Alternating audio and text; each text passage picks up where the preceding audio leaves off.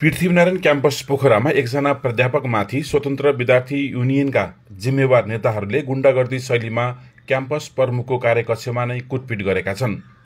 व्यवस्थापन अनुसन्धान विभागका प्रमुख देवीलाल शर्मामाथि वैशाख 30 गते मंगलबारका दिन पौने 12 बजेको समयमा सोभिका सचिव विराट दुवाडीको नेतृत्वमा सोभिका सदस्यहरूदेखि विद्यार्थीहरूले कुटपिट गरेका थिए।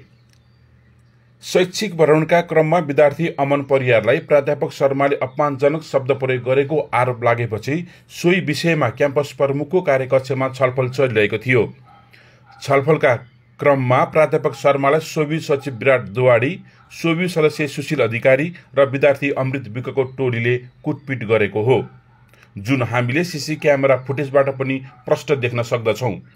जातीय विभेदको विषय एकातर्फ छ भने अर्कोतर्फ सोभिकै जिम्मेवार नेताहरू मिलेर प्राध्यापकमाथि गरेको सांघातिक आक्रमणको विषयले यति बेला पृथ्वीनारायण क्याम्पस तनावग्रस्त बन्न पुगेको छ।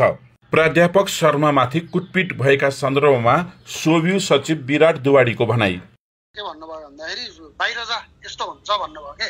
जबकि मैले तपाईले त्यो पनि देख्नु भयो होला, अमृत विश्वकर्माले जति बेला सुरुमा अमृतले हानेका छन्, सुशील अधिकारीले कुटेका छन्, अमृतले कुटेका छन्, तपाईले कुट्नु भयो। हजुर, बस भन्ने मान्छे पनि म नै हो, उलाई हैन बस भनेर भन्ने मान्छे पनि म नै हो। अहिले देवीलाल सरलाई बोल्न पनि नदिने भनेर भन्नुभएको थियो। हजुर, देवीलाल सरलाई बोल्न पनि नदिने भन्दाखेरि के भनेको छु भन्दाखेरि के रे फेयर ट्रायल भनेको सबैलाई हुन्छ, उहाँ आएर पनि बोल्न पाउनुहुन्छ भनेर चाहिँ त्यसरी कुरा राखेर अनि उहाँ चाहिँ हाम्रो के आएर आत्मग्लानी गर्नु होला भन्ने चाहिँ त्यस्तो सोच थियो हाम्रो। हजुर, उहाँले चाहिँ सिधै म 13 घण्टाको फ्रस्ट्रेसनमा थिएँ, मैले के गरेँ के बोलेँ भनेर त्यसरी भन्दिनु भयो। साथीभाइ आक्रोशित हुनुभयो अनि गजेन्द्र सोही सरले चाहिँ मेरो हात सिधै तानेर के भन्नुभएको छ भन्दाखेरि यस्तो हुन्छ बाहिर जा भनेर चाहिँ तान्दा मैले त मिलाउन खोजेको हो नि त। अलिकति माहौल चर्केको, हामी त रोक्न गएको हो। रोक्न जाँदाखेरि अब त्यो अलिअलि धकेल चाहिँ अब सबै पक्षबाट कलेजतिरबाट नै भएको।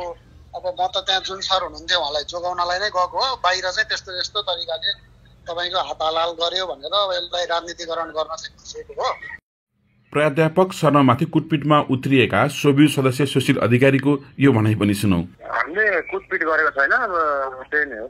तपाईको फुटेजमा हानेको छ के सर? हैन, धकेल धुकुल भयो। अब धकेल धुकुल त भिडियो आएपछि थाहा हुन्छ बाहिर छ, धकेल धुकुल हो कि ठोकेकै हो भन्ने कुरो।